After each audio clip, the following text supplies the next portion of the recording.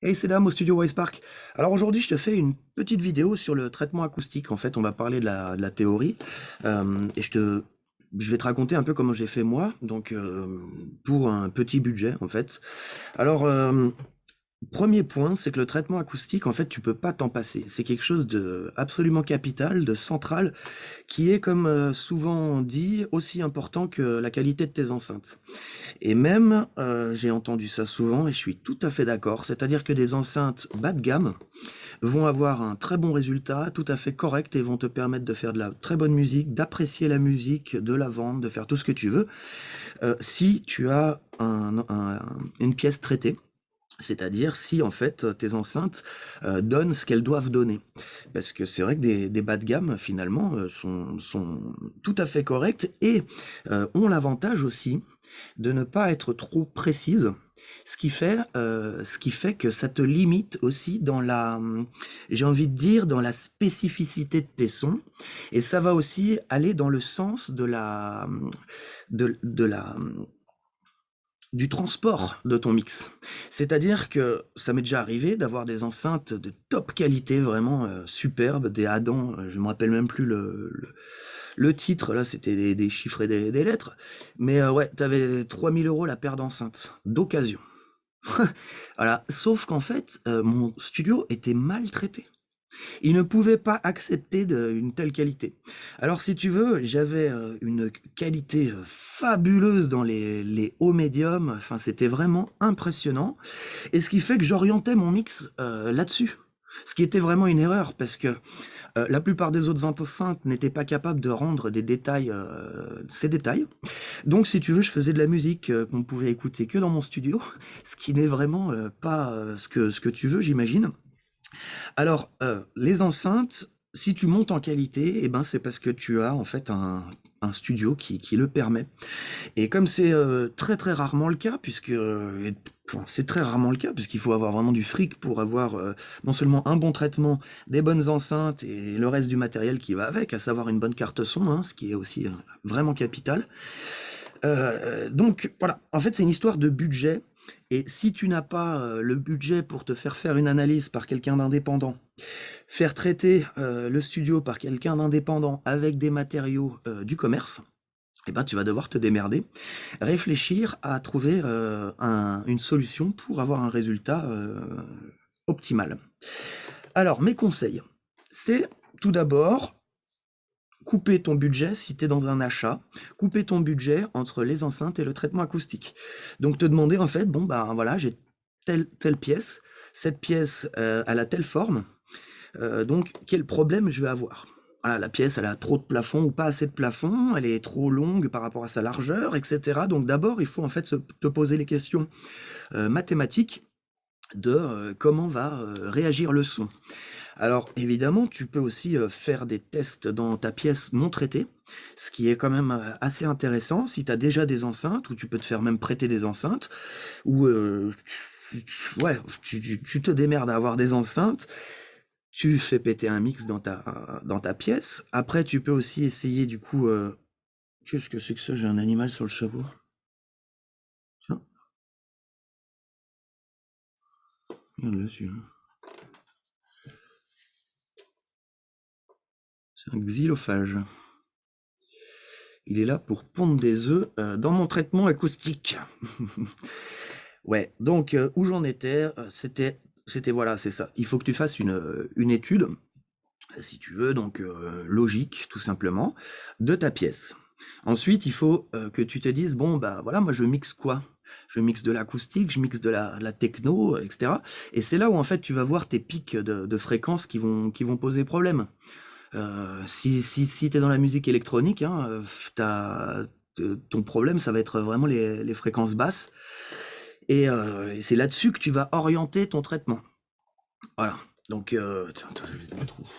Je vais te mettre là. Donc, c'est important en fait à la base de calibrer ton projet et jusqu'au bout, et du coup pour avoir le résultat qui correspond à ton besoin, car bah, c'est vrai que suivant la musique que tu vas travailler, tu n'auras pas besoin forcément du même traitement. Voilà. Il me saoule lui. Alors voilà, qu'est-ce que tu peux faire? Si tu arrives dans une pièce vide, Déjà, est-ce que c'est une pièce dédiée ou est-ce que c'est une pièce à vivre? Si c'est une pièce à vivre, évidemment, en fait, tu vas orienter ton mobilier dans le sens de l'acoustique. Voilà. Donc, tu vas placer tes éléments mobiliers et tu vas aussi remplir ton mobilier, par exemple, d'absorbeurs, etc. Euh, En fait, il y a aussi des classiques, c'est-à-dire on a tous un peu les mêmes problèmes. Moi, je suis dans la musique électronique, donc justement, c'est les basses qui me posent souci beaucoup, qu'il faut absorber le plus. Et pour ce faire, évidemment, j'ai quand même dû faire du conséquent. Alors, moi, j'ai eu la chance de pouvoir construire le bâtiment, de le fabriquer.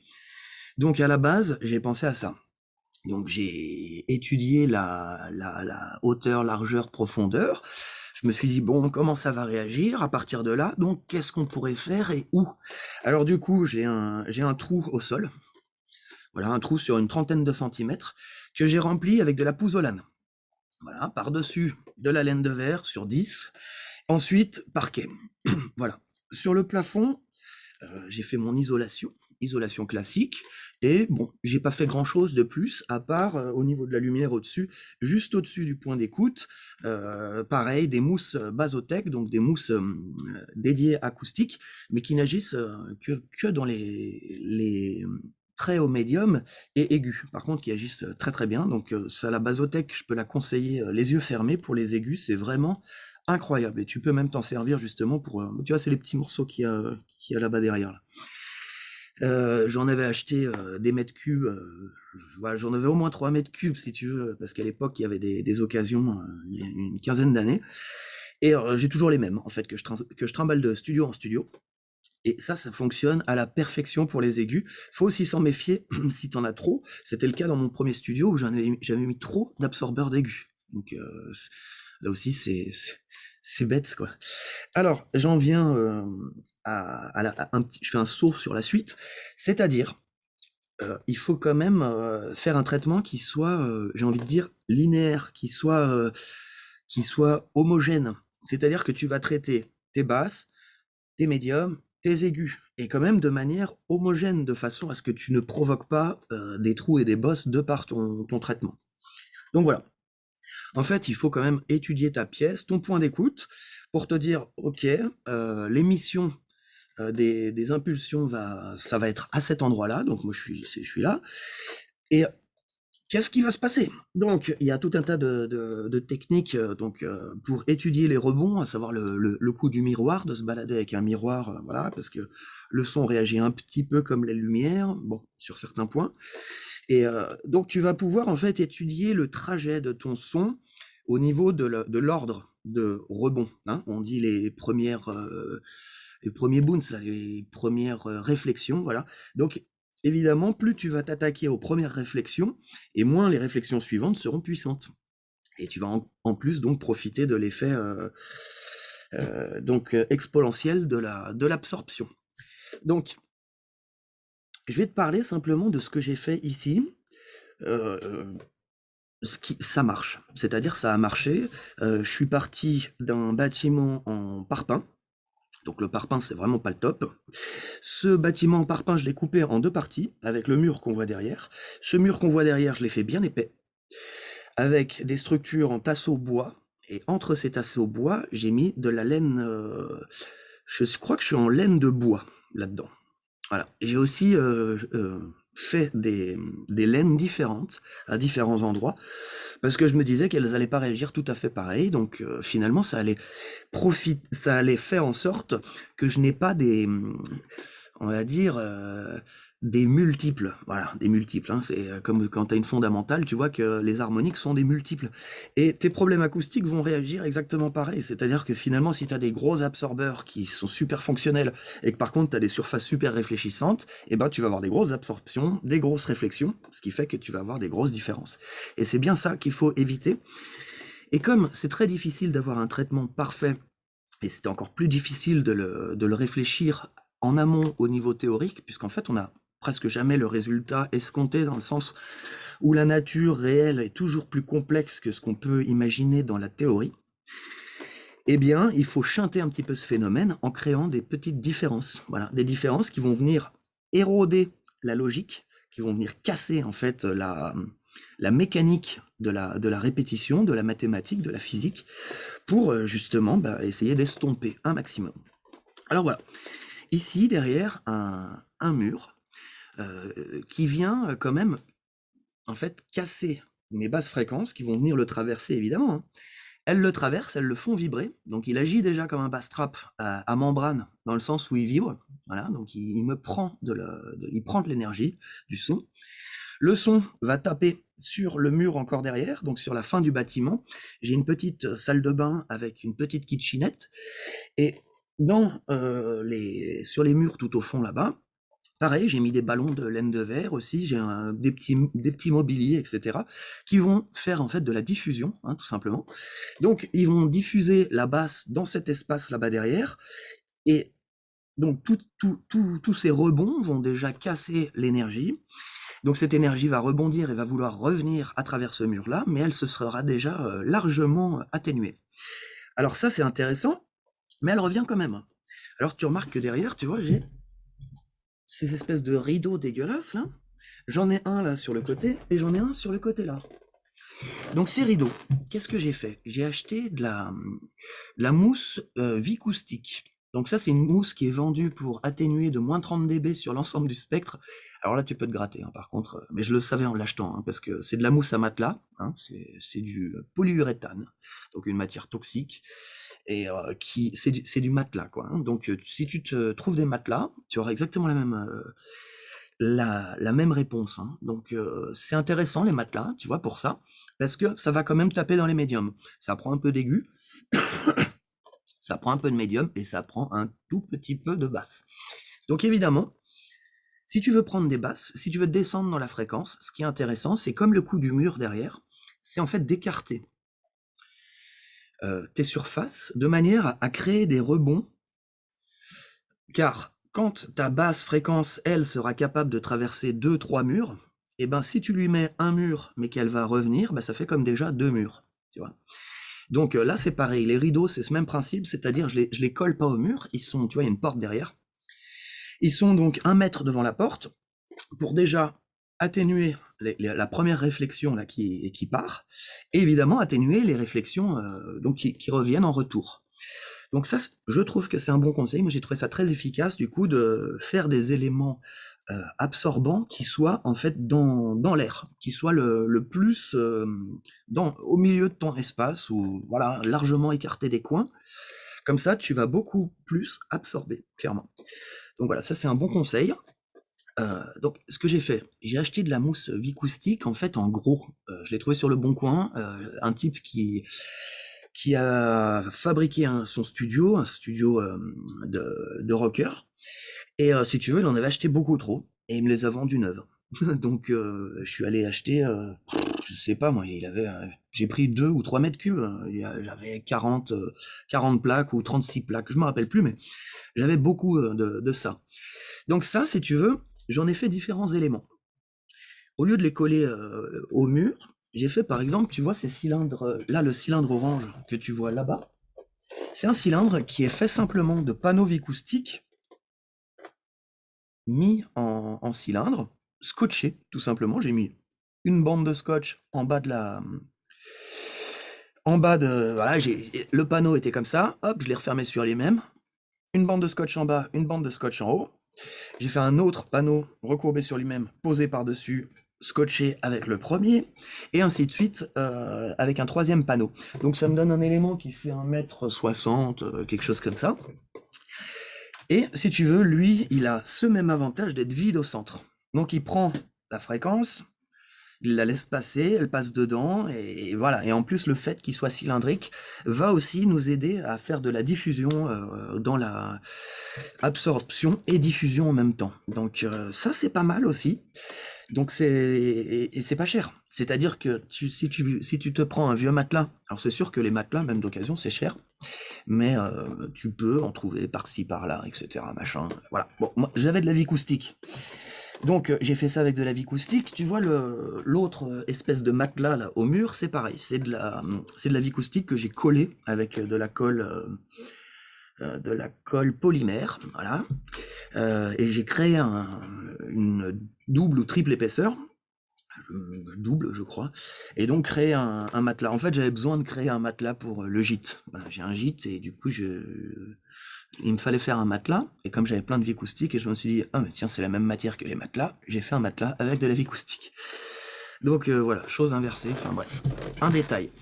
Ce que je veux te dire, c'est qu'en fait, tu peux assez facilement, avec un faible budget, j'ai quand même mis sur cette Vicoustique un truc comme 180 € ou presque 200 €. La Basothèque, à l'époque, je l'avais acheté quand même, j'avais 3 mètres cubes, donc c'est hyper cher la Basothèque. Par contre, ils avaient des réductions, donc je crois que j'avais payé, c'était peut-être 100 balles le mètre cube. Donc c'est quand même, voilà. Mais si t'as déjà 1 mètre cube de Basothèque, mais c'est presque trop déjà. C'est presque trop parce que, comme je te dis, il faut se méfier de cette matière pour les aigus, parce qu'elle est super efficace. Voilà. Donc, si je peux essayer de commencer à résumer, c'est étudier ta pièce. Ensuite, faire un pré-traitement. Ce pré-traitement, tu le fais de manière logique, en te disant, ben, normalement, c'est comme ça que ça va se passer. Ensuite, une fois que tu as mis en place, il va falloir évidemment faire une petite étude, mais que tu peux faire toi-même. Alors soit tu as un copain, moi c'était mon cas, qui avait un micro de mesure, donc je lui ai demandé de m'envoyer son micro de mesure. Il m'a envoyé son micro super gentiment, j'ai pu le garder une semaine pour vraiment faire des tests, faire des changements, déplacer mes enceintes, etc. Et j'en suis arrivé à un truc vraiment très spécial. J'ai carrément mis mon sub en hauteur. Mon sub, en fait, est au niveau de mes oreilles, il est devant moi, là, tu vois. Donc il est au niveau de mes têtes. J'ai les deux têtes qui sont là, à bout de bras quasiment. Regarde, tu vois, si j'avance ici, là je touche les têtes. Donc, pourquoi j'ai fait ça? Parce que malgré tout mon traitement, j'avais quand même une bosse, un trou plutôt. J'avais un trou énorme autour de 115 Hz. Et ça, c'est grave, quoi. C'est-à-dire, ça me foirait vraiment l'écoute. Ça s'entendait vraiment, quoi. C'est-à-dire que j'écoutais des références. Alors évidemment, quand tu traites, il te faut des références. Il faut que tu traites en écoutant des références dans des styles différents, et bien évidemment dans le style que tu veux travailler. Donc voilà, moi je suis dans la musique électronique, donc j'ai écouté pas mal de références psy, techno, voilà, des hard tech, voilà, et j'ai fait aussi pas mal d'acoustique avec des violoncelles, etc. Pas mal de choses pour me donner un maximum d'idées de rendu et de comparer justement les défauts à travers les différents styles. Par contre, si en fait même tu n'as pas fait de sweep, tu n'as pas fait de test, et pour autant tu écoutes des références et tes références sonnent nickel, et si tu as la chance d'avoir soit un ami ou soit un magasin, pourquoi pas, un magasin spécialisé dans l'audio, si tu as la chance de pouvoir aller écouter ces références sur des systèmes qui sont bien réglés, dans des pièces bien réglées, et ben si tu as un résultat chez toi qui est très proche, ben normalement t'es bon. Ensuite, étape, c'est ce que je conseille, c'est de vraiment faire une étude. Et si l'étude, elle te dit, bah ouais, là ça va, t'es pas mal, bah, ça y est, t'as réussi. Sauf souvent l'étude te révèle des problématiques, comme moi ça m'a révélé le problème des 115 Hz là. Et ça me faisait mettre beaucoup trop fort en fait, hein. Je mettais beaucoup trop fort pour essayer d'entendre. Et j'avais des voisins sur la colline d'en face qui me disaient, ah ouais, tu... on t'entend. Voilà, alors que moi j'ai pas besoin de ça. C'est-à-dire eux ils entendaient mieux que moi, je pense. Tu vois. Donc il faut vraiment faire gaffe à ça. Si tu vois que tu es obligé de mettre trop fort, ça veut dire que tu es maltraité, c'est clair. Il n'y a pas de... C'est clair. Donc, tu peux avoir donc la solution, une fois que tu as ciblé tes problématiques. Donc la solution, ça va être de déplacer tes enceintes, déjà d'essayer de les mettre en phase un maximum, ce qui est assez difficile évidemment. Pour mettre en phase tes enceintes, tu n'as pas 36 solutions, en tout cas moi j'en ai utilisé une qui a bien marché. C'est d'abord de régler ton sub. Si tu as un sub, tu positionnes ton sub seul, sans les têtes.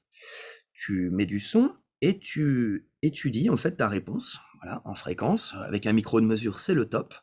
Et donc tu vois si ton sub te rend correctement ce que tu lui demandes. Moi, j'ai remarqué des différences extrêmes avec le micro en dB. J'avais même le micro de mesure plus le micro du iPhone qui me permettait de me déplacer facilement comme ça, et je comparais juste les dB. Je regardais les dB fréquences, et si tu veux, mais je voyais qu'à 1 mètre de distance, j'avais des chutes de 12 dB, voire plus. Je me suis dit, mais là, en même temps, c'est normal, puisque justement, ça fait des vagues, donc tu as des annulations, il y a ce qu'on appelle le sweet spot, donc il faut tout centraliser sur ton sweet spot. Néanmoins, j'ai remarqué que dans un studio qui marche, qui est bien réglé, ce qui est le cas maintenant, hein, chez moi, eh bien, tu peux te balader dans le studio et tu n'auras pas des différences énormes, non, non. Et j'ai vu ça dans des bons studios professionnels aussi, hein. C'est-à-dire qu'en fait, tu as des différences de volume, oui, voilà, tu as des différences de phase, etc. Mais c'est pas non plus hyper dérangeant. Tu peux écouter la musique et tu reconnais tout à fait la musique. Voilà. Alors que c'est vrai qu'au début de mon traitement, je me baladais dans la pièce, j'étais là, ouh, c'est super fort ici. Ici, j'ai presque plus rien. Et si tu as ça, c'est pas normal. C'est-à-dire qu'en fait, il y a un problème d'homogénéité de ton traitement.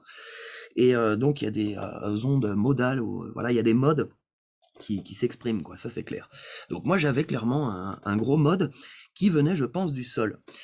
Et je me suis dit, tiens, ce bass trap au sol, est-ce que finalement il me pose pas plus un problème qu'une solution, puisqu'en fait il m'a décalé ma surface de réflexion de mes basses fréquences, ils me l'ont décalé du sub, alors que tu vois là je suis sur un Genelec, un sub Genelec, qui est fait pour être posé sur un sol dur. Donc, le fait de le soulever, en fait, me provoquait un espace en dessous, et je pense que mon mode venait de ça. Alors, comme j'avais pas vraiment de solution pour aller coller mon sub au sol, au vrai sol, ben, je me suis dit, bah tiens, je vais essayer de le monter, puisqu'évidemment, j'ai commencé à le déplacer de partout dans ma pièce. J'avais toujours le même mode. Toujours le même mode. Horrible. Je me suis dit, bon, bah, je suis foutu, qu'est-ce qui se passe? Et là, je me suis dit, bah, pourquoi tu soulèverais pas ton sub? Ça, je me suis dit, ça se fait pas. Ah ouais, et ben ouais, mais c'est con si ça marchait. On sait jamais, tu vois. Et j'ai commencé à soulever mon sub, voilà, 10 cm par 10 cm, je l'ai soulevé et déplacé. Et en fait, je voyais que le déplacement ne changeait rien. Par contre, le soulever, ouais, je voyais mon pic qui commençait à monter. Enfin, mon trou qui commençait à monter. Alors là, je me suis dit, mais c'est super ça. Et du coup, j'en suis arrivé carrément à positionner mon sub en hauteur. Voilà. Ensuite, j'ai réétudié au micro, et au bout de pas mal de réglages, hein, franchement, j'ai passé une bonne semaine toute à régler au micro. Et je te parle pas du traitement acoustique de base, où là, c'était long aussi. Et au bout d'un moment, je suis arrivé à un spectre, donc plus ou moins 3 dB sur tout le spectre. Franchement, là, c'est super. Par contre, j'ai dû faire quand même des concessions, c'est-à-dire avoir les enceintes proches de moi. Et ça, c'est quelque chose que j'aime pas trop, quoi. Parce que c'est vrai que quand tu as une pièce bien traitée, avec des bonnes enceintes, qui résonnent bien dans ta pièce, qui résonnent suffisamment, pas trop, eh ben tu as un son qui est meilleur. C'est-à-dire qu'avoir des enceintes qui sont trop proches, bah ça te fait une petite sphère, et cette petite sphère, c'est pas le top. C'est pas ce qu'il y a de mieux. Tu peux travailler. Et moi, je travaille avec ça, et c'est très précis. Donc c'est très précis, mais c'est moins agréable, c'est moins réaliste. Voilà. Donc après, c'est une histoire de confort. C'est une histoire de confort, en fait, et souvent le confort, c'est comme d'habitude, c'est une histoire de budget. Donc plus tu en as, bah, mieux c'est, et moins t'en as, bah, plus tu vas courir vers le confort selon tes moyens. Et comme je te dis, en fait, avec moi sur le traitement, comme j'ai construit le bâtiment, il me restait pas mal de chutes, des chutes de bois de la charpente. J'ai coupé ça pour en faire des diffuseurs. J'ai coupé ça pour en faire des bass traps à membrane. Donc oui, je t'ai pas dit, j'ai 2 gros bass traps à membrane. Donc membrane en bois, c'est du... comment ça s'appelle? Tu sais, les plaques de bois contre-collées, là, comme les skateboards. Ouais, tu m'as compris. Donc en gros, c'est les plaques de bois le plus fines possible, hein. Donc c'est... Ah, ça va me revenir. Bon, j'ai fait des bass traps à membrane qui sont assez conséquents, hein. Il y en a un qui fait 2,30 m et l'autre qui fait carrément 3,50 m, un truc comme ça. Alors après, je les ai mis l'un en face de l'autre. Ce qui est pas terrible puisque ça me fait un flûteur. Ça m'a fait un flûteur derrière mon monitoring. Alors, je l'entends pas, mais je me suis dit, tiens, c'est pas terrible. Alors, du coup, j'ai fait deux grandes planches comme ça, en aglo, qui emprisonnent deux ballons de laine de roche. Ces ballons de laine de roche sont dans leurs emballages, l'un par-dessus l'autre. Voilà, tu les achètes, tu les poses l'un par-dessus l'autre. Bon, j'ai mis un peu de géotextile pour les embobiner, pour ne pas trop respirer les particules. Donc voilà, j'ai mis deux, trois tours de géotextile, ça fait ce que ça fait, hein, bon. Puis en plus, ça prend un petit peu d'aigu, disons. Donc, pour éteindre mon flûteur, comme ça, voilà, j'ai fait deux planches comme ça, ouvertes, avec ça derrière, ce qui fait qu'en fait, ça casse mon parallélisme entre mes deux bass traps qui sont à surface dure. Donc s'ils sont à surface dure, franchement, forcément les aigus vont rebondir. Par contre, les basses le font vibrer. Donc ça marche bien pour les basses. Et voilà. Par contre, ce que j'ai fait là derrière, j'ai pas retesté au micro puisque j'ai plus le micro sur moi. Et je crois que finalement, ça me crée d'autres problèmes. Puisque comme c'est à peu près 1 mètre de mes enceintes, et ben l'aggloméré va me créer des réflexions proches, voilà, qui sont pas top. Donc ça, c'est pas encore résolu, mais en fait, c'est pour te dire, il faut tester, quoi. Il faut tester, et normalement, l'oreille, elle te dit. Il faut vraiment faire confiance à ton oreille. Après, évidemment, si tu es débutant, c'est hyper difficile. Les basses fréquences, on les voit pas, etc. C'est hyper difficile. Mais avec le temps, tu commences à comprendre ce qui se passe, et aussi en étudiant ce qui se dit sur les forums spécialisés justement sur le traitement acoustique, et voilà, les différentes méthodes, etc. Et ben ça te donne des idées. Et puis ça t'aide à comprendre ce qui se passe réellement, quoi. Donc voilà. Ce que je voulais te dire, c'est qu'il faut traiter sa pièce. Tu peux la traiter et avoir un résultat tout à fait correct si tu fais ça de manière intelligente, et aussi en prenant du temps, parce qu'il faut prendre du temps. Et c'est tout, quoi. Et c'est tout. C'est tout, c'est tout. C'est-à-dire qu'en fait, faut bien connaître tes enceintes, faut bien connaître tes références, donc tes références musicales. Ensuite, il faut apprendre à connaître ta pièce. Et quand tu connais tout ça, tu arrives à quelque chose. Tu arrives à quelque chose. Et après, c'est des petits réglages qui vont t'apporter des vraies différences, et puis éventuellement, justement, un résultat professionnel. Parce qu'un résultat professionnel, et tous ceux qui ont des studios pros te le diront, ils ont des problèmes. Voilà. Donc, celui qui a pas de problème dans son studio, mais à mon avis, c'est qu'il est vraiment plein aux as, quoi. C'est-à-dire, le truc a été fabriqué par des professionnels depuis le début, tout le bâtiment et tout le traitement, etc. Mais ça te fait un bâtiment qui forcément te coûte 80 000 euros. Ouh, voilà. Donc, ça dépend des gens. Voilà, voilà. Alors voilà, qu'est-ce que je voulais te dire de plus par rapport à ça? Voilà, si je voulais te dire ça, c'est que tu peux aussi construire des éléments acoustiques qui sont hyper performants, avec par exemple du plâtre, de la sueur de bois, de la pouzzolane, de la perlite. En fait, tous les éléments qui vont être microporeux, et que tu vas pouvoir additionner les uns avec les autres de manière à te donner plus de matière, plus d'épaisseur. Et alors, comment faire ça? Mais c'est très très simple. Tu te fais un coffrage au sol. Voilà, comme pour couler du béton. Tu te prépares du plâtre, mais à toc. T'en fais des centaines de kilos. Et tu remplis des coffrages. Et tu mélanges avec de la pouzzolane ou n'importe quel élément que tu auras choisi, micro-poreux comme ça, qui va faire en sorte que ton absorbeur sera multifonction. Il va absorber un petit peu d'aigu, pas mal de médium et beaucoup de basse. Ces éléments, ensuite, tu les redresses, tu les positionnes décollés légèrement de tes murs, et tu fais en sorte qu'ils ne soient pas tout le long de tous tes murs, pour qu'en fait, tes fréquences aillent se balader un peu partout et se fassent casser. Tu fais bien attention à ce que tes réflexions reviennent au minimum à toi. Voilà. Donc, tu vas te retrouver devant un problème, c'est que, évidemment, les éléments que tu vas poser pour éviter que les réflexions reviennent, eh bien, ça va être des éléments aussi qui vont empêcher à tes premières réflexions d'aller plus loin. Donc, il faut quand même bien checker tout ça. Et là aussi, tu peux jouer avec les angles. Tu peux éventuellement faire des panneaux qui soient un petit peu galbés, voilà, donc qui vont aller accompagner ton impulsion. Donc ton impulsion va aller sur l'élément et puis aller glisser comme ça pour aller plus loin. Et pendant ce temps-là, déjà perdre de l'énergie. Voilà. Et au retour, justement, elles vont se faire coincer par le galbe. Et si ton panneau est suffisamment épais, justement, elles vont pas arriver à revenir complètement.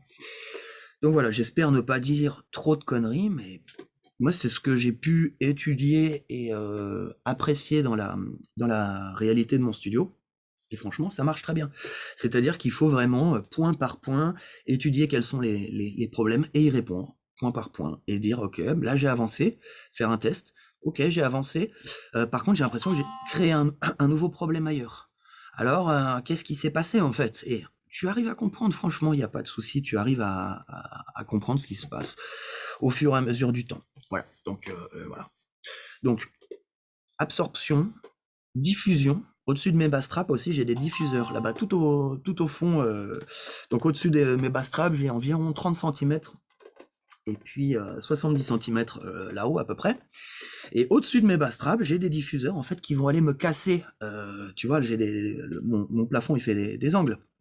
Et du coup, si tu veux, ces angles vont venir garder des fréquences comme ça qui vont stagner là-dedans. Et j'ai mis des diffuseurs là-dedans tout simplement pour que les ondes stagnantes continuent à se faire casser et à perdre en énergie tout au long de leur... donc elles vont arrêter de stagner, quoi. Et là aussi ça marche. Tu peux approcher ta tête et tu te rends compte que ça marche. Donc voilà, aussi pas non plus trop écouter ce qu'on te dit de manière bête et méchante, c'est-à-dire ouais ça c'est comme ça. Bah oui, et puis le problème c'est que des fois ça c'est comme ça, tu le déplaces d'un mètre et puis c'est plus comme ça. Et en fait ça a une toute autre fonction. Donc vraiment étudier par rapport à toi, ta logique, tes résultats, ce que tu vois, ce que tu entends, quoi. Voilà. Ensuite, si éventuellement, parce que moi j'ai de la chance là, tu vois, j'ai quand même un bâtiment que j'ai pu dédier, c'est mon bureau, enfin voilà, c'est génial. Et bon, ça fait 20 ans que je fais de la musique, donc si tu veux, j'ai tout orienté pour en arriver là, et j'en suis que là, tu vois. Donc j'aimerais bien avoir justement un studio à 200 000 euros, mais c'est pas le cas, tu sais. Donc voilà. Et ce que je veux dire, c'est que si t'as une petite pièce dans un appartement avec des voisins, des machins, des trucs, tu peux quand même avoir un résultat. Et le résultat que dans ces cas-là, si tu as un endroit petit, etc., il faut vraiment réduire en espace. Vraiment réduire en espace. Donc pourquoi pas s'acheter des ballons de laine de verre, etc., que tu laisses dans leur emballage, tu fous ça dans les deux coins. Tu peux traiter ton plafond. Le plafond, c'est super important. C'est très très important. Au-dessus de ton point d'écoute, en fait, tu verras vraiment la différence. Voilà, sauf si tu as un plafond haut. Si tu as un plafond haut, tu auras quand même beaucoup moins de problèmes au niveau de la durée en fait de réponse, enfin la fréquence. Donc, si tu as une petite pièce, en fait, l'intérêt, c'est quand même évidemment de traiter ce que tu peux sur tes murs, etc., sur toute ta pièce. Mais ce qui va être aussi beaucoup plus efficace, c'est de rapprocher tes enceintes un maximum et de baisser le volume dans ton mix. C'est-à-dire, moins tu vas avoir de puissance en sortie, moins tu vas avoir de problèmes acoustiques. Donc si tu rapproches tes enceintes, tu as quand même bien l'espace, tu as bien la vérité du son, et tu n'es pas obligé de mettre fort, donc tu auras moins de problèmes modaux, etc. Alors voilà, un bon conseil si tu as un petit budget, c'est de faire quand même un traitement au maximum du possible, hein, sauf, je veux dire, si c'est une pièce à vivre et puis que tu as des gosses, etc., tu vas pas mettre des ballons de laine de verre dégueulasses de partout, hein. Mais tu vas te dire, ok, je vais rapprocher mes enceintes, et puis peut-être sur le mur derrière, je vais quand même faire un traitement. Peut-être sur le plafond, je vais quand même faire quelque chose de design, c'est-à-dire un système de lumière, tu vois, pourquoi pas un panneau de LED, etc., qui va contenir des surfaces absorbantes. Ça peut être joli, voilà, que ta femme elle dise oh, en fait c'est bien, c'est pratique, c'est lumineux, etc. Les gamins apprécient tout ça, et le soir, t'arrives là-dedans, puis ça sonne bien quand même. Donc voilà, il faut vraiment pas baisser les bras par rapport à ça, c'est-à-dire tout est possible. C'est une question d'argent, oui, et oui et non, c'est-à-dire c'est possible, quoi. Faut pas s'énerver là-dessus parce que voilà, faut aussi écouter ton cœur, et faut aussi chercher, quoi. Se dire bon, le bois a telle propriété, ok. Et si le bois je le coupe en petits morceaux, si c'est de la sciure, est-ce que ça réagit pareil? Bah non, ça réagit pas pareil que des gros bouts de bois bien denses. Tu vois? Donc tu peux te dire: «OK, le bois, ça a plein d'intérêts. Donc je vais me faire, des barres de bois un petit peu écartées, avec des écarts différents pour avoir un petit peu ce système, Helmholtz. Je vais, avoir des éléments avec de la sciure de bois prise dans du plâtre pour avoir justement, quelque chose de différent. Je vais avoir des mousses qui vont agir plutôt dans les médiums, je vais avoir des mousses qui vont agir dans les aigus. Voilà. Moi, j'ai des rideaux là, c'est pas des rideaux acoustiques, hein. C'est tu peux tu peux te prendre des rideaux acoustiques, tu peux même, te faire, acheter des plaques, du tissu, métallique ou ce que tu veux pour doubler tes rideaux. Ah, tout est possible, mais ce que je veux dire, c'est, par exemple, est-ce que, la réflexion là, de ma fenêtre va venir m'emmerder? En fait, là, d'après moi, si tu veux, elle vient pas m'emmerder. Elle vient pas m'emmerder parce que déjà elle est loin et en fait, elle va déjà se rebondir suffisamment, dans l'arrière de ma pièce pour ne pas m'emmerder.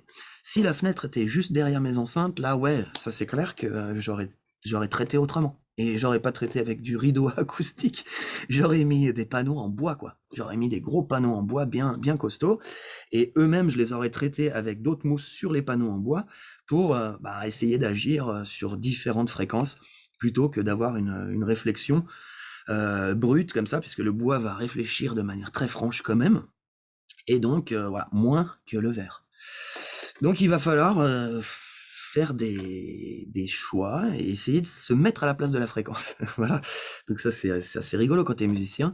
C'est aussi, une petite aventure et je pense qu'en fait, toute personne, est capable d'avoir un résultat, avec un petit budget et surtout avec des enceintes aussi, de basse qualité.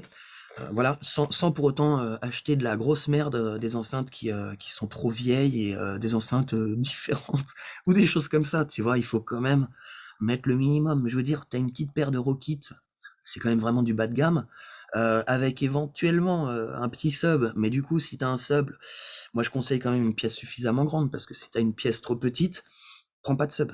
Si tu as une pièce trop petite, tu t'achètes un sub pack. Tu te prends un sub pack, là, tu te le colles dans le dos avec deux petites têtes où le sub pack, tu mets tes pieds dessus pour bien sentir, tu vois, et ça marche très bien. C'est-à-dire que tu auras vraiment un bon rendu, un rendu de la finalité de ta musique. C'est ça qu'il faut en fait. Il faut que quand tu écoutes ta musique, elle soit, ce soit la musique en question. Il faut pas que tu te dises oui, mais je sais que ça va être comme ça sur d'autres systèmes. Non, il faut vraiment que tu aies le rendu au plus proche. Et comme je te dis, avec un petit système, eh ben, tu peux avoir un très bon résultat si c'est juste suffisamment traité. Et éventuellement, donc, que tu sois suffisamment proche pour ne pas avoir trop les problèmes de la pièce. Voilà, voilà. Bah, je pense que c'est ce que j'ai pu te dire sur mon expérience par rapport au traitement acoustique, qui est une faible expérience, hein. Voilà, moi j'ai eu peut-être trois studios qui étaient vraiment amateurs. Celui-là, c'est quand même celui qui est le plus poussé et où bah, j'ai pu étudier un résultat voilà, au micro, que je trouve tout à fait correct, voire professionnel. Et à l'oreille, je suis vraiment satisfait, sauf, comme je t'ai dit, j'aimerais avoir plus d'espace, tu vois, pour avoir un son plus grand, plus beau, mais je peux pas me le permettre actuellement. Voilà. Donc, quand je pourrai, je ferai ça. Mais d'ici là, je peux bosser. Et c'est ça qui est important, c'est d'arriver à bosser, arriver à se faire plaisir. Et je sais qu'en fait, quand tu as un son qui est pas le son, le vrai son, et ben en fait, tu te fais pas plaisir. Parce que tu es toujours dans un truc où tu as l'impression que le son, il est loin, il est bizarre, c'est pas comme en teuf, tu vois? Donc ça, c'est hyper important, bah, d'avoir la sensation de la musique comme tu veux qu'elle soit, quoi, comme tu l'as ressentie ailleurs, dans les moments où elle te faisait vivre, voilà. Voilà, voilà. Alors, si tu as des questions, et bah, tu pas dans les commentaires, bah, ça me fait super plaisir d'y répondre. Si tu as des idées qui peuvent servir aux autres, mais vas-y, envoie. Voilà, si tu as tes propres expériences, bah, partage avec les autres parce que c'est vrai que c'est de la science, c'est super, c'est en même temps intime au niveau de la perception, etc. Il y a des études scientifiques qui sont faisables donc au niveau du micro, etc. Donc il faut vraiment partager un maximum parce que bah, pour ma part j'ai beaucoup appris grâce à ce qu'ont partagé les gens et ça m'a aidé à avancer. Du coup, hop, je te donne un petit peu de ce que j'ai avancé Et voilà, je pense que si tu regardes la vidéo, bah, c'est soit que tu as déjà avancé un petit peu et que tu essayes de comparer par rapport à tes propres expériences, soit que justement, tu pas assez d'expérience et que tu cherches des infos. Donc les voilà. Pour résumer, traite ta pièce avec ce que tu peux de manière homogène. Achète un système qui soit pas non plus un système de fou comme j'ai fait l'erreur avec à l'époque avec des enceintes hyper chères, superbes, hein, c'était génial, mais sauf que j'ai pas pu en profiter. Et le résultat que j'ai produit n'était pas du tout en correspondance avec l'attente du public puisque c'était un résultat hyper spécifique. Donc voilà, erreur. En fait, je pense dans le mixage, c'est les erreurs qu'il faut éviter. Donc voilà, c'est les conseils que j'ai pu te donner. Si tu as aimé la vidéo, si tu veux que je fasse d'autres contenus de ce genre, bah tu me fais un petit like, tu t'abonnes. Éventuellement, tu rentres en contact avec le studio parce que je fais des retours sur projet. Je donne des cours en ligne sur Zoom. Ça marche très bien et c'est vrai que moi, j'aurais dû le faire à l'époque, hein, c'est encore une fois une question de budget. Puis j'étais trop dans ma sphère, quoi. J'étais trop enfermé, en fait, à me dire, ouais, je sais ce que j'ai à dire, donc je vais le dire. Et ça fait, oui, mais non, mais va vers les autres. Parce que si tu vas pas vers les autres, en fait, eh ben, toutes les informations dont tu as besoin pour exprimer ton projet, tu ne les auras pas. Donc, ton projet restera de toute façon un peu en retrait, loin dans ton intimité, voilà. Et ce que tu arriveras à en exprimer ne sera toujours qu'un témoignage qui n'est pas du tout valable, quoi, qui n'est pas du tout valable et qui n'est pas transmissible. Et si tu as tes copains, etc., qui disent ouais, et que toi t'es là, ouais, c'est bien, hein, et puis que tes potes disent bah, c'est vraiment ce problème-là que tu as aussi. Et je pense qu'on a un peu tous, avant d'avoir justement une expérience suffisante, et de se dire oui, je peux mixer au casque et que je sais que ça va bien sortir parce qu'en fait, je fais tous les bons gestes sur mon dos, je limite de partout, etc. J'ai tout testé, donc mon mix, il sort bien, il sortira bien, même si je l'écoute même pas, tu vois. Donc ça, si tu veux, c'est au bout d'un moment que tu arrives à ça. Et encore, hein, enfin, tu vois, je veux pas non plus que je dise n'importe quoi, c'est-à-dire j'ai un mix qui est pas non plus, enfin, j'espère que dans 10 ans, mon mix sera vraiment beaucoup mieux que maintenant, parce qu'on apprend tout le temps, hein. Franchement, à chaque nouveau projet, je trouve que j'apprends et à des niveaux différents. Donc voilà, c'est pour te dire, faut pas trop se prendre la tête du style c'est impossible, etc. Par contre, c'est dur. Ça, c'est clair. C'est hyper dur. Il faut s'acharner. Faut aller voir les gens. Faut prendre un maximum d'infos. Faut rester sur son projet. Et en fait, tu y arrives. Au bout d'un moment, tu y arrives. Yes. Bon, allez hop, je quitte. T'hésites pas à me dire ce que t'en penses. Et puis je te dis bye bye. Ciao, ciao.